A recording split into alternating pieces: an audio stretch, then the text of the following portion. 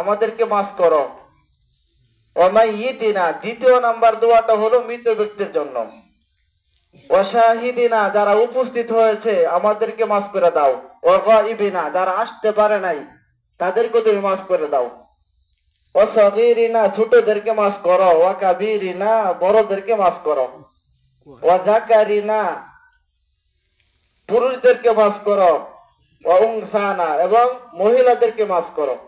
দেখেন, আমরা জানাজার নামাজ পড়তে আসলাম কার জন্য? মৃত ব্যক্তির জন্য। এর মধ্যে 7টা কথাই আমাদেরকে শিক্ষা দিতেছে, যাতে করে এখান থেকে শিখো।